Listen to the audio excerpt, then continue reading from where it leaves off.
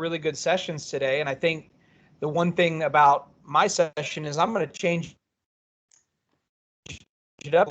A lot of these have been very product focused, kind of deep, in-depth stuff into all of the Microsoft Power Apps and products and dynamics and some of those other things, which I absolutely love. But I'm going to change it up just a little bit, and we're going to talk a little bit about just how to be a good consultant in general, and whether you're actually in the consulting industry or whether you are working for a partner or an end customer, or whether you're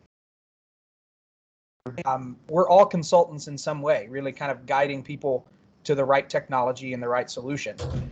So I'll introduce myself just for a bit for those of you that haven't met me before, and I'm sure I've met a lot of you at some of the last events. I'm really excited about at some point getting back to in-person events and meeting you all again, but until then, we will have to meet over Teams here. So I have about 18 years of experience in the technology industry, specifically around consulting, industries such as banking, manufacturing, a lot of sports and entertainment, a lot of construction, software type companies, a lot in software as a service, platform as a service, specifically in Salesforce, ERP, such as finance and operations, Navision, Business Central, as well as some background in NetSuite and Oracle and SAP. And then most recently, of course, all of the Dynamics and Power Platform stack of products as well. And just a little fun fact about me, I guess, is that I am on the side a certified marriage and family counselor. That just something I do to give back to the community to help those in need to be able to better their lives and relationships. So as Raz mentioned, we are also giving away some Surface earbuds at the end of the conference. There will be a little QR code that you scan at the end of my session, so stay tuned for that. And we will be doing a drawing to give away some Surface earbuds. So that will be a great prize at the end. If you registered using our promo code DCGROCKS2021, you're automatically entered to win. But if you have not registered using that code, that's okay. You can actually do that at the end of the session. I'll give you a QR code to scan that you can be entered to win those. To start with the session, I'm going to give you just a little shameless plug for our company, Dynamic Consultants Group. We are a partner-to-partner consulting firm focused on the Microsoft stack of products. We serve partners in North America, Europe, and Africa, both onshore, offshore, and nearshore resources for all of your different projects. And we currently have offices in California, Missouri, Texas, Belgrade, Hyderabad, and London, coming as soon as we can get back to some in-person things. So that's the plan for later this year or the first of next year as well, to have a physical office in London with for our resources there. And then we are excited. This is the first conference that I've actually been able to announce this. We've been working on it for quite a while, but I'm really excited to tell you a little bit more about PowerLearn Academy, which is a part of a product that our new company is offering. And so PowerLearn Academy is a career change program for young adults. And this is something that we'll be talking more about in future conferences, but this career change to train people who want to get into the world of technology from whatever career that they've picked, from whatever industry they're in now. It could be retail, construction, manufacturing. Maybe they are in technology, but they just want to completely change gears. We offer a 16-week boot camp style program with real-world labs, real-world projects that give them expertise in all the Power Platform areas: SharePoint, Office 365, Teams, a lot of the Azure components, cloud services. We expose our students to a lot of different technologies. And at the end, they get a Microsoft certification, they go past the test, and they get the opportunity to partners. So that is a really great benefit. We also have a very specific part of this program where we're doing minorities in technology, veterans in technology, and women in technology, where we are offering very specific programs to bring in a lot of minority, veterans, and women into the technology industry to give them an opportunity to change careers and get into the Microsoft world of technology. So we're excited about this. And then also at the very end, of course, we have the opportunity to either staff those resources and or hire those resources out to other partners. So if you're interested in this, or you know somebody that wants to get into the industry, send me an email. I will put them in contact with our program director to be able to be a part of that program. And then also, I will, if you're interested in hiring one of those students that's graduating from our 16-week boot camp, please let me know about that as well. And we would certainly be interested in helping you interview and hire or use resources from this academy. So excited about that. I know I took too long to pitch that, but it's just an awesome thing that we're doing that I'm really passionate about, to give people an opportunity to break into the Microsoft world without any background whatsoever. All right, so let's talk about being a great consultant. And I know a lot of you have been in the industry for quite a while, either in technology or working as a part of an end customer, doing things like implementing new Power Apps, Power BI reports, all of those good things. But really, there's so much about being a consultant that our college or a university just could not teach us. And I think a lot of that has to do with just being able to instill confidence in the people that we talk to. Also, just how we unlock the mystery for customers on things that they need, and being able to gather good requirements. There's a lot of what it takes to be a consultant that you just can't learn with technology. So we're going to step away from the technology here for just a little while for this session, and we're going to talk a little bit about some of the basic things, some really foundational things that sometimes when we're so focused on the technology, we forget about some of the little things that it takes to be a great consultant. So I hope by the end of this session today that some of those things are solidified in you to really think about the little things to become a great consultant, going from good to great to be a great consultant. So the one thing to think about is, this is really everything that we do from a technology standpoint. This is how our customers and our companies think that it works. Right? The Power BI report should just magically flip, or as in the last session, voice of customer, like surveys, that should just automatically work, right? And we end up looking more like this. This is how it actually works. And so what we do is really complicated. And it's not just to do with the systems that are complicated. It's also about the people and the agendas and the internal company politics, bias, emotional parts of the system. Being able to actually do change management and some of those things, that is the real hard part about implementing a system, about doing some of the technology. It's not even really so much about the software anymore in this day and age of being able to empower the citizen developer.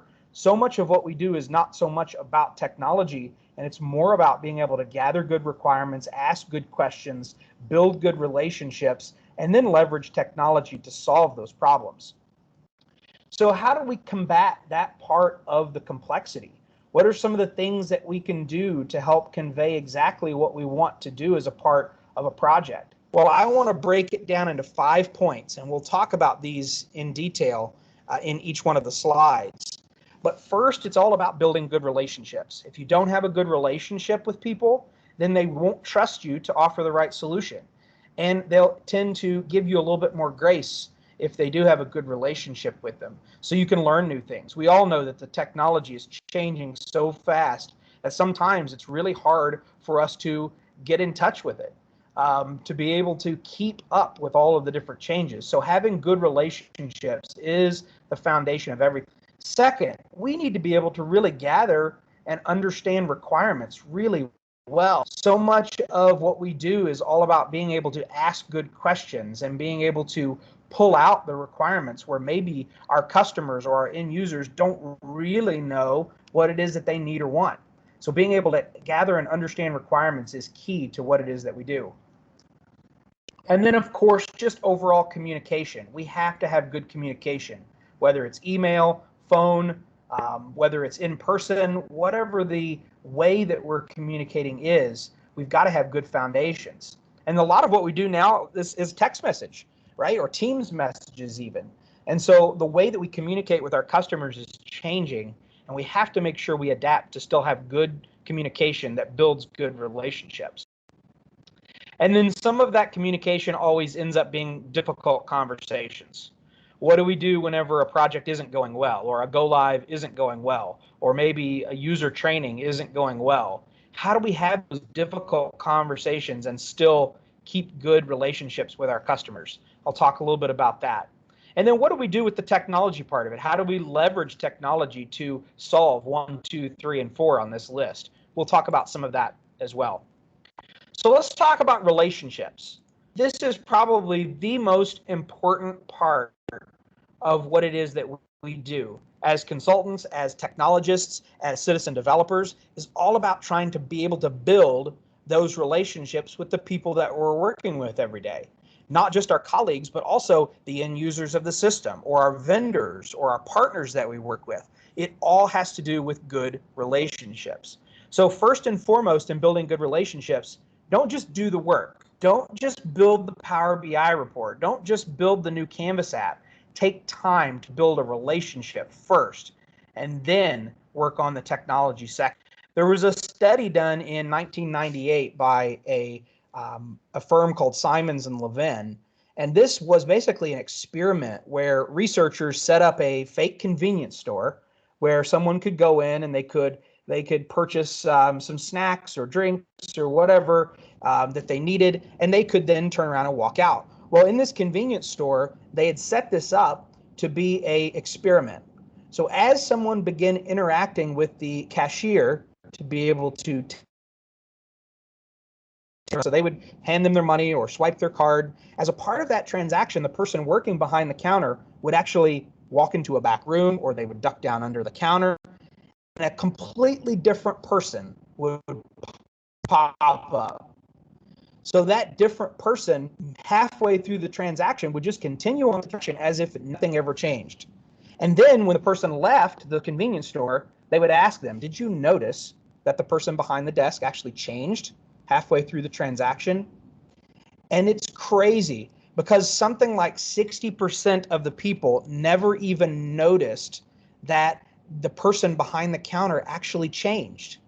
And that tells us that in our everyday interactions with people that we work with and people that we interact with every day, we don't take time to really pay attention to who they are and what they're all about. I can promise you that every project that you do is so much deeper than just the report that you're building. It has to do with that person's job. It has to do with that person's comfortability in what they're doing, the data on them making good decisions. And so we really have to take time to cross that mental barrier that happens as a part of that transaction, so to speak, and make a good relationship, make an impact on every single person that we work with. And that's hard to do with everybody that we interact with. But when we're a consultant, when this is our job, we've got to make sure and have good relationships with everybody and take that time to really get to know who they are and what they're all about and what their motivations are, so that way we can solve those problems for them accurately. Don't just do what they say.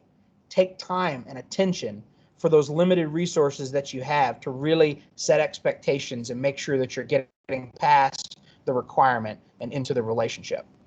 The second thing about building good relationships is you have to be a teacher. Every single person needs to be a teacher of something. I can promise you that there's an old saying that says, if you only know 3 chords on the guitar or the piano, teach someone who only knows 2 chords. So even if you don't know that much, you always have something to teach someone else. There's always something, and you should always go into every interaction with an individual believing that they have something to teach you. And if we all would just go about our day and about our jobs and every interaction that we have to be a teacher and to really absorb something from someone else, we would all be better off. Don't be afraid to train yourself out of a job either. So just because you teach someone how to build their own dashboards or configure their own views, that doesn't mean that they're not going to need you. Instead, what's going to happen is it's going to unlock something in their mind to give them new ideas, and they're going to need you even more. So don't be afraid to teach them how to do it on their own. Don't be afraid to teach them how to set up the technology themselves or to watch you do it to the point where they can help themselves. We want to be teachers. We want to be teaching our customers and our clients and everyone else how to solve problems for themselves. The third thing about building relationships is we can't just always say yes. Our customers appreciate us whenever we say, yes, I can do that for them. But our job is more than just being a doer. It's also about being an advisor. Sometimes we're giving advice to them on the best way to solve a problem, best practices on something. How many people have ever been a part of a project where the customer says, well, what's the best practice? Or we want to do things best practice.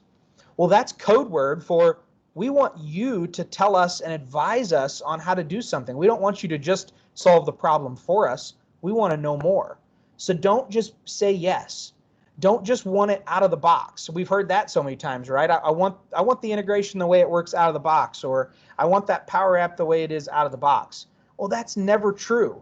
They always want something different. And so make sure that you're challenging them on that. Don't just say yes to what they need. Take time to really understand what they require and set it up the correct way the first time. Also, you're not always the hero. Being nice, as a part of being a consultant, being nice is important, but you don't always have to be the good guy. Sometimes you have to be the one to deliver the bad news. And sometimes good consultants are confident in their plan. They're brought in to sometimes be that villain to tell the company that they have to make serious changes to their business processes or to the way they're doing something or the systems that they're using. Sometimes our goal is not just to come in and say, yeah, I can build you a SharePoint list for that, or I can build you a Power BI report on top of that data. But sometimes it's all about telling them that their data is garbage and they're going to have to make some serious decisions and changes to the way they're doing things for the Power BI report to even be valuable. And that doesn't always put us as the hero. Sometimes we're the bearer of bad news, and that's okay. Customers will learn to trust you if you're honest with them about those kind of things and really looking beyond just the requirement and looking to see what it is that they need. And that's really how you build good relationships. You become trustworthy, you always teach, you don't just say yes, and then you take time to really understand the person and build a good relationship with them. And sometimes we're just therapists. I've been a part of a lot of conversations with sales team and marketing teams, and where you put them in a conference room or a part of a Teams call, and they're all talking about their problems. And I just kind of have to step back and ask good questions. There really isn't any technology that's going to solve these problems, because what they really need is just to communicate more. What they really need is to talk more internally as a department and to really decide what it is that they want to do. So don't necessarily be a part of that confrontation. You don't have to step in. What you can do, though, is step back and ask good questions to help them solve their own problems. So sometimes we have to remember that we're not there to really solve the problem. We're just there to listen, and we're there to gather information and then help them to make the right decision. I think too many times we try to put technology in to a people problem or put technology into a company problem. So be careful about that, because you'll sometimes make the technology will make the problem worse, not better. So sometimes we are just there to listen. So the first thing that you want to do is make sure you have good relationships. The second thing that you want to do to be a great consultant is to really understand and gather requirements, making sure that you know how to gather good requirements. And that's those therapy sessions we just talked about, right? Where we're asking good questions, we're helping them to talk internally. And so in order to do that, we need to know how to ask good questions. And it really is a skill. Asking good questions is a skill. So many times we're focused on asking them questions about their security or where we're going to migrate the data from or how we map the data, or really getting into the technical workflows about what it is that we want, when we forget to ask the questions that are the most important, the things that are going to allow them to open up and give us real answers about the goal of what it is they're trying to do. I mean, if you think about a Canvas app that maybe the end goal is just simply to be able to log expenses or to be able to track purchases or inventory. That Canvas app, yeah, we may know what the workflow is, but do we know why? Do we know what the challenge is? Do we know what people are even going to use it? Do we know what departments are going to use it? Do we know if they will use it and what we need to do to make their life easier? those are the kind of questions we have to ask up front to be able to gather the right requirements. So that way, when we build it, it's a good system. So how do we extract those answers? Well, here's some questions for you. I think you can use this slide in part of your discovery sessions, but these are questions that I use and our team uses to really be able to gather good requirements. What do you think the main challenge is? What's working well? Why is that important to you? What do you think the impact on the customer would be if we did that? Oh, that's a good one, because so many times we think about, oh, we're going to stand up a portal and we're going to give the customer the ability to create their own orders and open up their own inventory requests and all of that. But what do you think the impact on the customer is going to be? Well, maybe the customer doesn't want to do that. And so we have to think about what the impact to the customer is, or what do you think the impact to the rest of the team is going to be if we do that? Also, what can we give the team that would make their life easier? What would be the main obstacle to everyone using this tool? That's one right there that really kind of gets to the heart of user adoption. Like, what do you think is going to be the main reason why they wouldn't use this?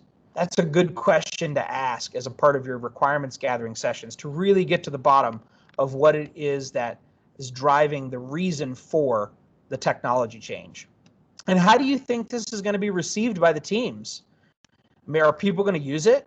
Is this going to be easy for them to use? Is this going to be difficult? Are they going to resist? Questions that we should be asking as a part of those technology projects, not just asking about the workflow and the fields and the data migration and the integrations. We should be asking about the user adoption part of things. And that really helps us to get to the things that the system needs to do. Because how can we know what the system needs to do unless we know why they're using it and what it's going to be doing for them? And so why is getting the answer so hard? Well, because a lot of times there's really more than one right answer. You may ask the sales department, and they may say the answer's 4. And you may ask the marketing department, and they may say the answer's 3. And the truth is that they may both be right, that there really could be 2 different purposes for the same project, or 2 different reasons to solve the same problem. And I think we've got to be able to be okay with that. We've got to be able to make sure that we're okay with different departments feeling different about that. So as we ask these good questions and we gather what the answers are, so many times that I see consultants, and this is one of the things that drives me crazy, is when we're in design sessions and I'm working with consultants, I'm working with business users all the time. One of the things that makes me crazy the most is when I see people not taking notes on the answers to all of these questions. I think that a lot of times consultants feel really good about their memory, and they think that they can just remember the answers to all these questions, or maybe they take a few notes, but they're not really writing any of this stuff down. And I want to challenge you to say, when you're gathering these requirements, you're not as good as you think you are. Not only is our memory not that great, and I know there's a lot of us that could probably say, yeah, our memory's not that great, but even for the folks that think their memory's really good, it's not. Not only that, but we can even make up things if we try to remember it. We have to take good notes. We have to make sure that we're writing things down, that we're really coming up with what the most important things are for their business, and we're writing them down and taking good notes. That is maybe the most important skill that you will ever learn, is note taking. And I know that a lot of us that either have a college degree or a university degree, we had to learn how to take notes, but I think some of us have forgotten how to do it, or we never were that good at it in the first place. But that is a skill that you need to really be amazing at to be a great consultant. And that is being able to take good notes and be able to bring those notes back out to be able to talk to customers about them, send recap emails, things like that, which we'll talk more about in a minute. But if you're not writing things down, then you're failing, because you have to be able to look back at that to determine what the details were of that requirements gathering session that you had. So first and foremost, we have to build good relationships. The second thing we have to do is we have to make sure that we are gathering good requirements. The third thing that we have to do is we have to communicate.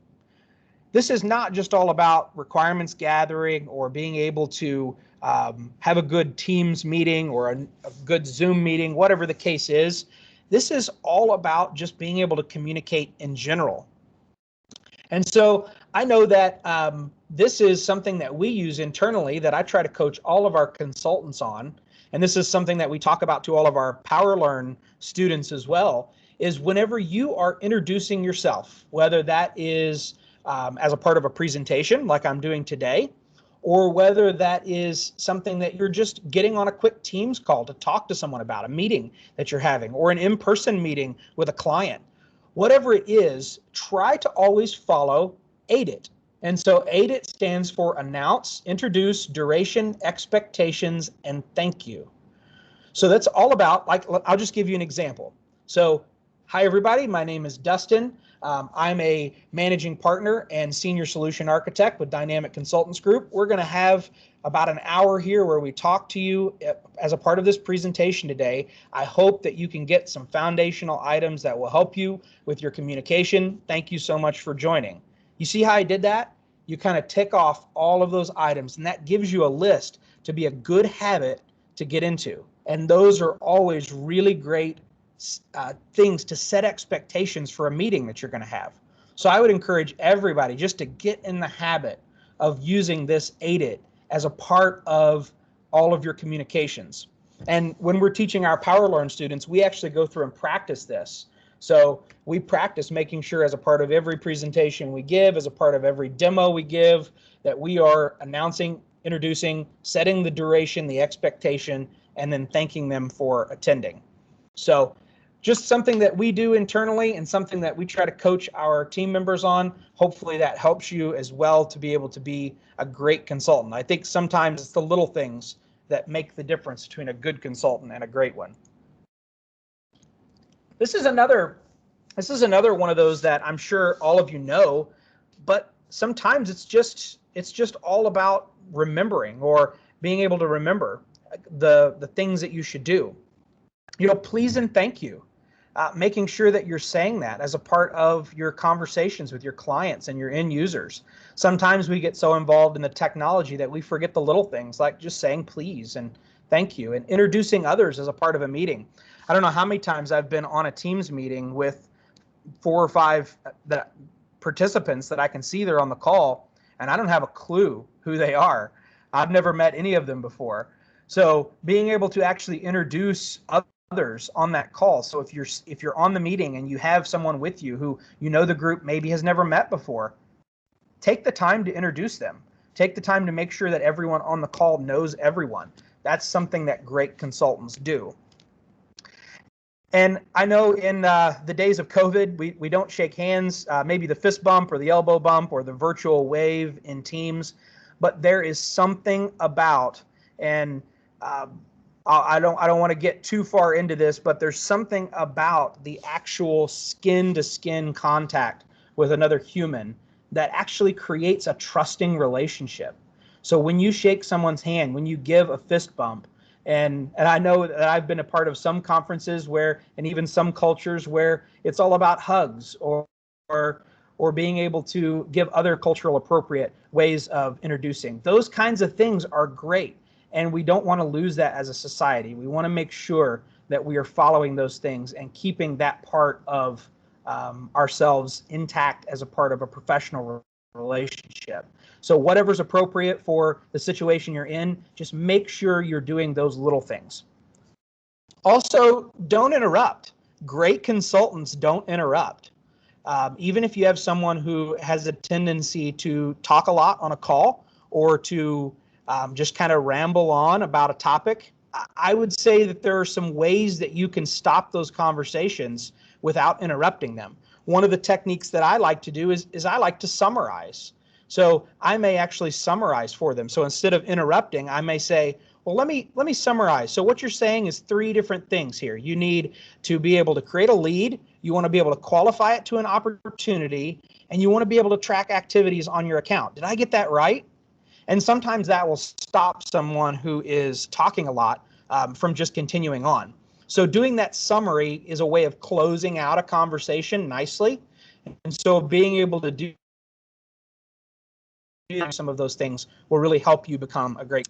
But keep it clean, making sure that you're handling every single professional relationship as a professional relationship.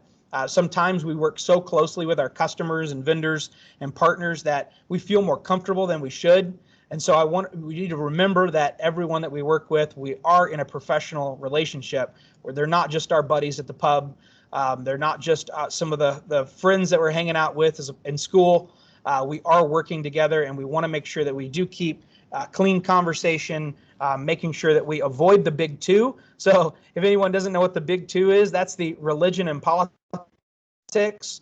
So trying to stay away from types of conversation as much as we can to keep our relationship professional. We certainly don't want to open any of our conversations with political things. And you'd be surprised as to how many times I've been in consulting relationships, and I know you've seen some of this too, probably, where people will just immediately go into politics as an icebreaker. And that's a really difficult thing to come back from if you find out that the person you're working with has a completely different perspective than you. And sometimes you want to focus on building that relationship first before you jump right in and start talking about the big two. And then proper cell phone usage. This is so true in meetings as well. I know as a part of a meeting, if I see someone looking at their cell phone in that meeting, I feel like maybe they're disinterested in what I have to say, or maybe there's something else important going on that's taking their time away. So what I always try to do, I always try to not bring that cell phone to a meeting, but if you can't avoid it, if you need to carry your cell phone, that's fine. Keep it face down. So that way you're not tempted to pick it up and look at a text message that comes in, or a Facebook post that comes in, or anything else, making sure that we kind of keep our relationships engaged. Remember that convenience store example I told you before. Unless you're locking in on that person who's talking and you're locking in on that relationship that you're making, you will not really make the same connection with the person that you would otherwise. So give them your attention, make sure that they are the most important person in the room.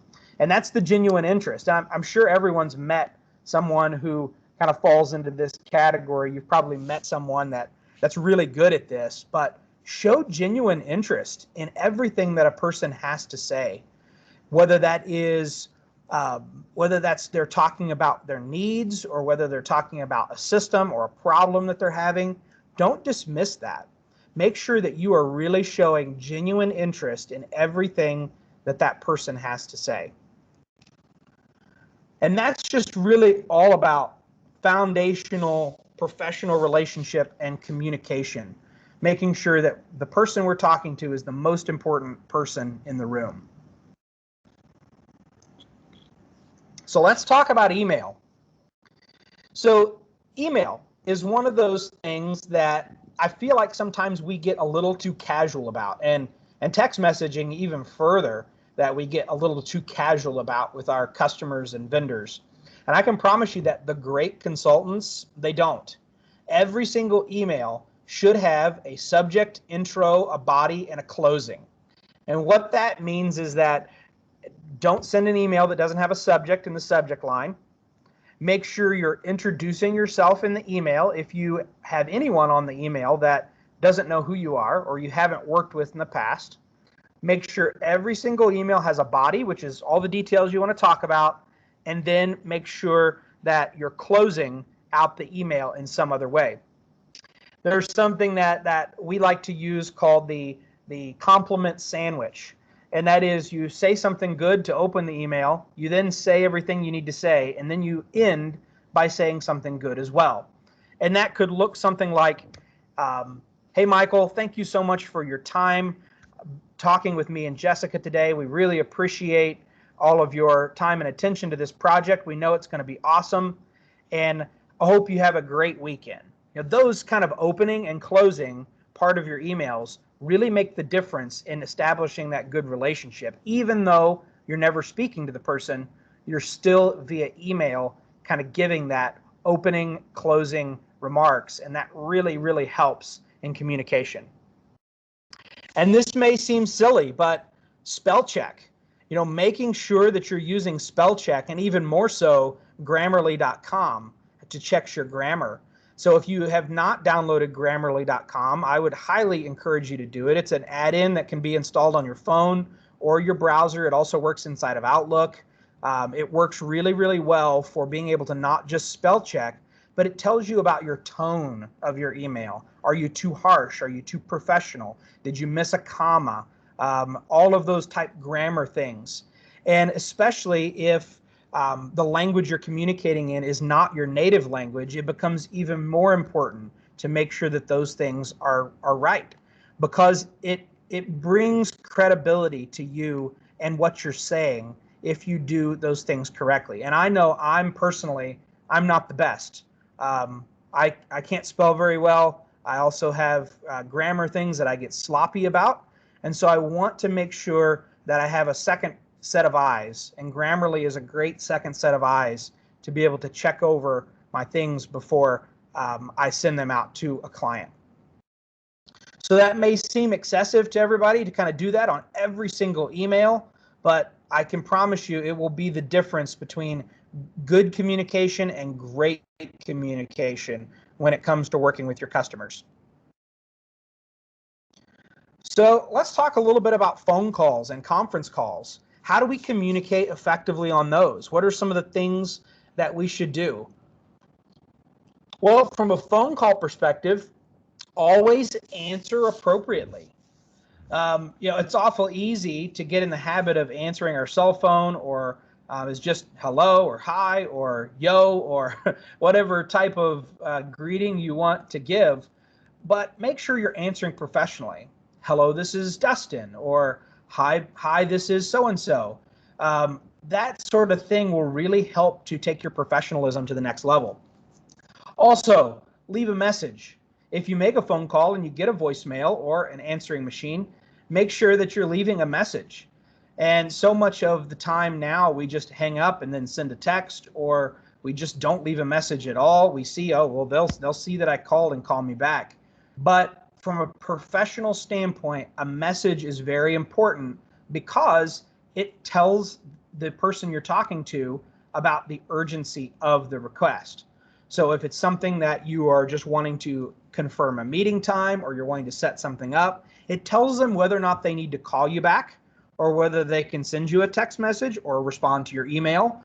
Whatever it is, make sure you're leaving a message, because it allows the person to know what the priority level is. If you don't leave a message, they don't know what it's about. They have no idea of really being able to know what priority it is. It could be an emergency. It could not be an emergency. We don't know unless we leave a message. Also, avoid the merry-go-round. And so the merry-go-round is something that we call whenever internally we make a phone call, someone leaves a message, the next person calls them back, they leave a message, someone else calls them back, they leave a message. That's the merry-go-round, right? It just continuously goes around and no one is making progress. Well, that's whenever I try to coach our team that you should choose a different channel of communication. If I've called you and left a message, and then you called me and left a message, that obviously means that we're both busy. So don't just call again and leave another message. Change the form of communication. Send a text, send an email, send a LinkedIn message.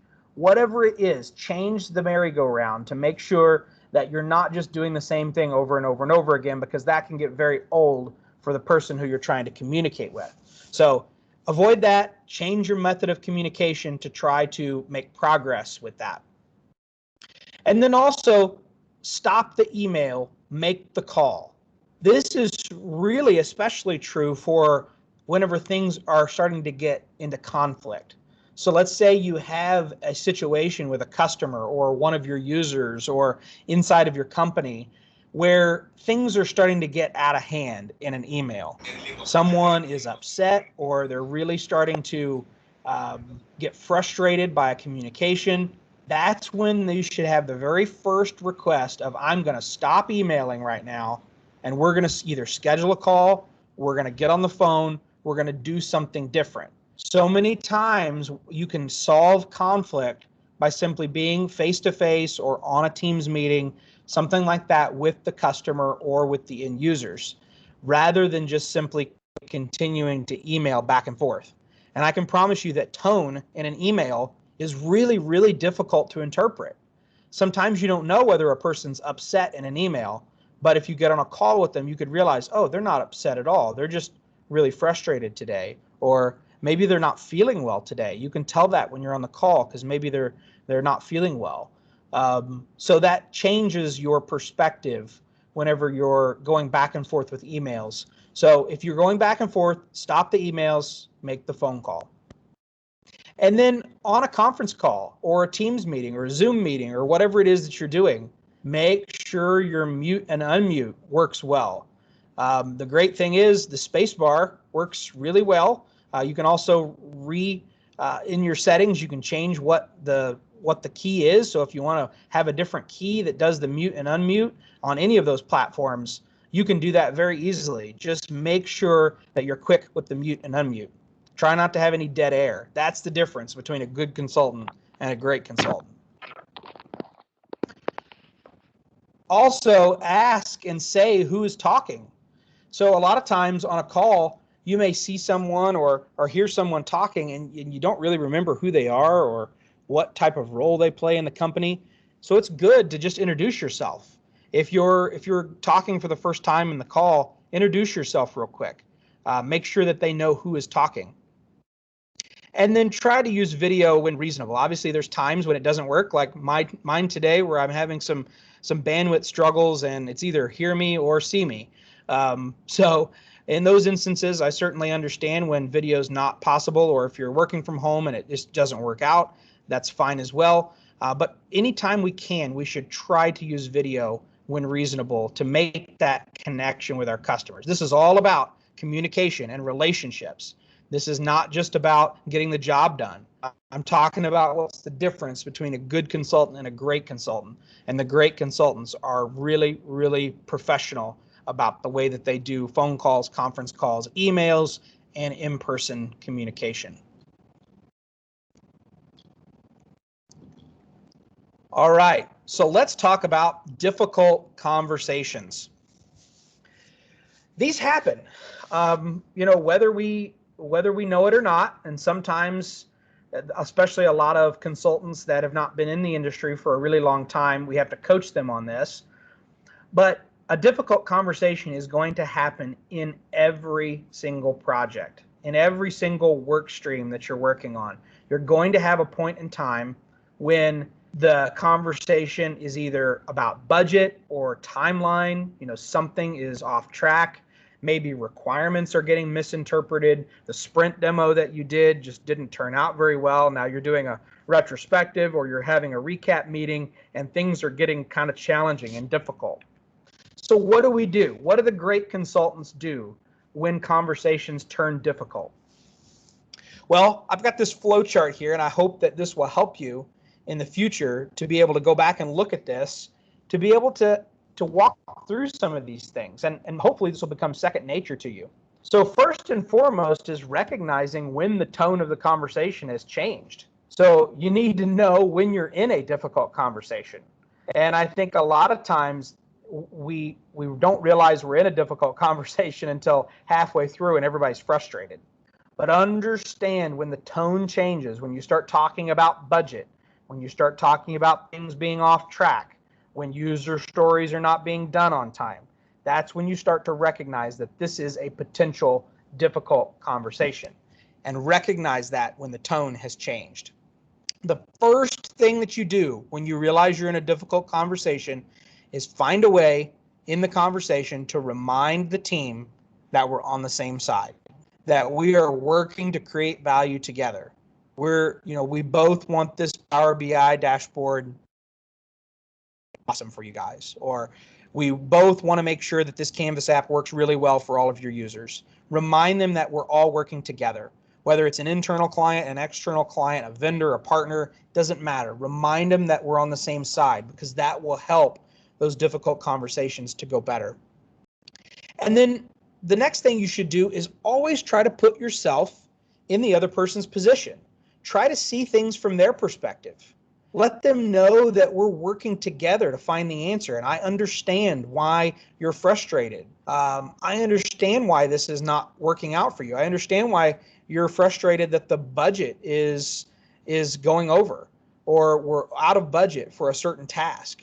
I understand that. Try to see things from their perspective, because then you can get curious to try to solve the problem.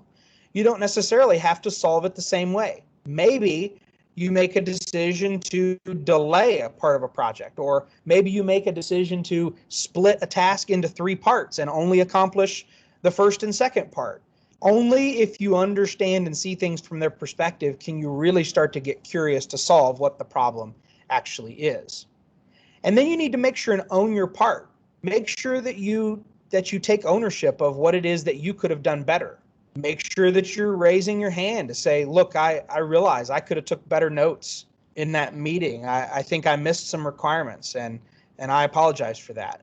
Make sure you own it. Be honest. Be transparent.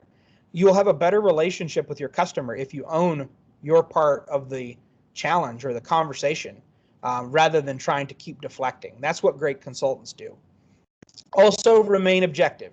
Know that there is absolutely nothing that we do in the business world that's personal.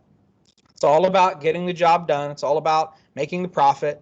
It's all about making sure that people have jobs. It's all about making sure that the needs of the customers are met.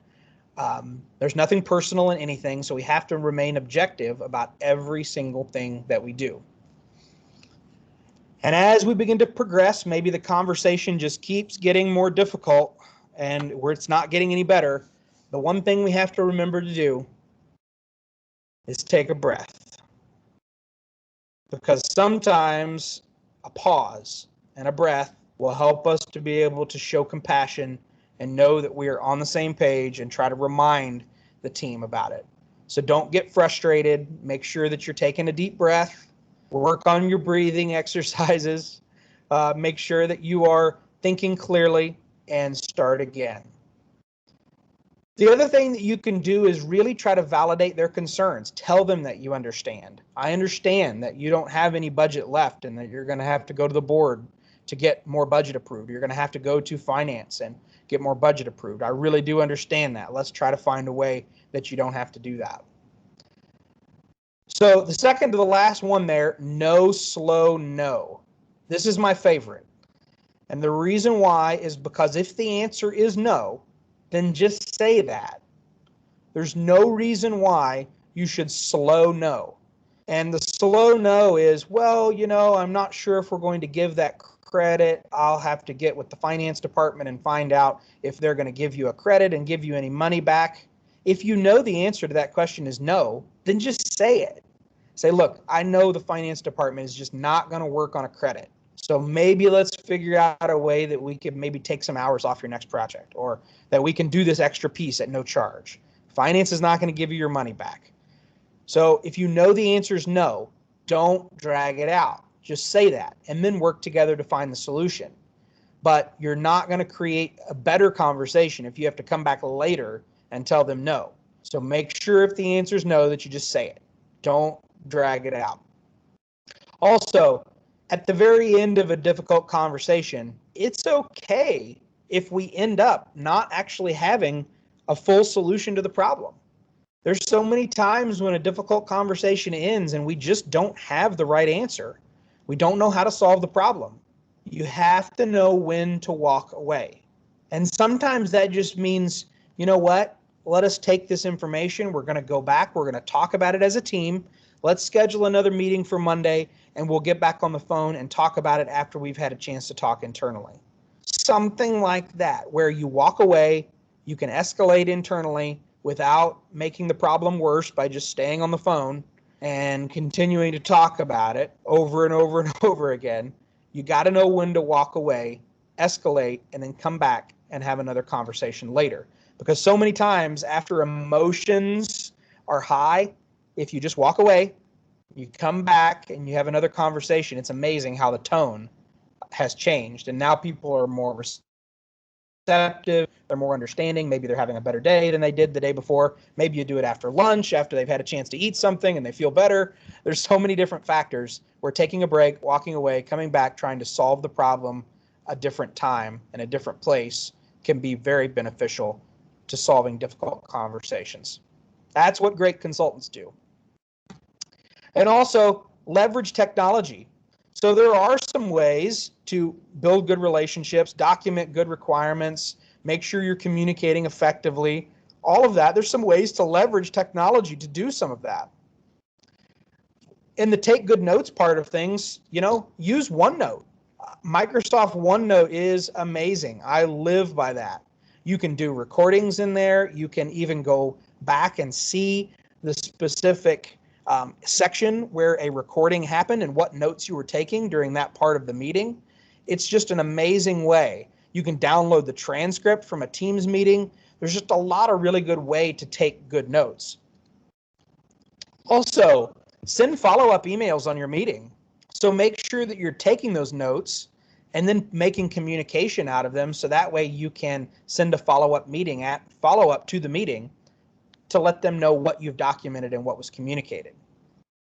And then taking those notes, making requirements documents out of them in Word, making those requirements documents turn into tasks or user stories in ADO, or maybe Jira or an Excel spreadsheet, whatever you're using to track your user stories, making sure that the things that you took notes on actually go somewhere. Don't just take the notes and forget about them. Make sure you're using those notes to then send the follow-up emails, create any requirements documents, build out your user stories, put the tasks in a system. So that way you have the hit by the bus plan. And none of us want to be hit by a bus, but the hit by the bus plan says, I want to make sure that if I find another job and I decide to go do something different, or I get hit by the bus, so to speak, that way people can pick up and run with everything I've done because they have my notes, they've got the requirements documents, they know the user stories. I can now go take a vacation. I can go sit on the beach and not have to worry because I know that everybody on my team has all the details that they need, instead of them having to call me and figure out where I'm at with things. So that's the difference between a good consultant and a great consultant, because a great consultant not only builds an amazing relationship, they gather great requirements, they take good notes, they communicate well, but then they put a plan in place that can survive their being involved in the project. So I hope that you've had an amazing start to the day today, seeing all the awesome sessions that you've had. I've got a full day tomorrow as well for a whole bunch of sessions. We do have a little bit of time left for taking some questions, and I'm happy to do that. But while we're answering some questions, I'll put this up on the screen also, and that is a QR code that you can scan just by holding up your phone camera to the screen. It'll scan that QR code and it will take you to a link, and that link is just simply a Microsoft form that will allow you to fill it out to be submitted for a drawing. Now, whenever you do that, it's actually going to say Business Central Bootcamp. Don't worry about the title. If you submit your information there, two things will happen. Number one, I'm going to send you a copy of the slide presentation that I had today, so that way you have a copy of it. And then we're also going to put you in a drawing. So after the conference is over today, we're going to do a drawing from everybody who submitted or registered using our code, and we're going to give away those Surface earbuds. So I'm looking forward to giving those away to someone, but I will give you guys time to submit, and then we will do the drawing after the sessions are all over today, and send you an email or connect with you on LinkedIn or whatever you put in as your contact information for the way that we can get a hold of you to be able to give you those Surface earbuds.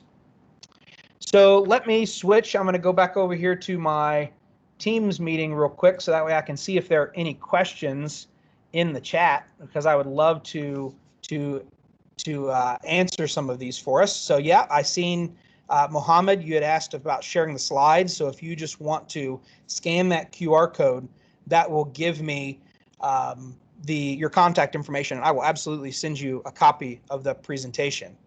So Karuna, thank you so much. Yes, a namaste, a great way of doing a contactless greeting. I will say that there's something about the skin-to-skin contact that is certainly not good in the days of COVID, but it is a great way that generates a level of trust that just doesn't happen any other way. But certainly, namaste. Would love for that to come back when we're in person as well. Vicky, thank you so much. Appreciate that. Any other questions at all, just post them in the chat. I'm happy to take those questions. Otherwise, Raz, I will kick it back over to you. Thank you, Dustin. I feel very refreshed after that session. I feel energized, re-energized. So thank you once again. A lot of advice packed in that session. Yeah, thanks, Raz. And a lot of the advice that you provided is advice that can be used not just on a given specific project, but literally throughout the entire project and at home and in any type of interaction. So highly, really useful advice, especially when we're working with in a very globalized economy where people from different cultures are working together on the same project. I think having these kind of principles in place can really add huge amounts of value to any project. Absolutely. It's all about those relationships, making sure that we can find ways to help people in everything, right? Not just our projects, but also just in life, making sure we can communicate and do things in a great way. That's a good point. You mentioned the relationships. In fact, that's fundamentally what CRMs are all about, right? That's why companies invest millions in a software to try and improve their relationships, whether it's with all these stakeholders and prospect customers and existing customers, but not just them, but with their employees as well. So applying these soft principles that you're referring to is often overlooked, but adds probably the most amount of value. Absolutely. It's the R in CRM, right? I mean, it's all about the relationships.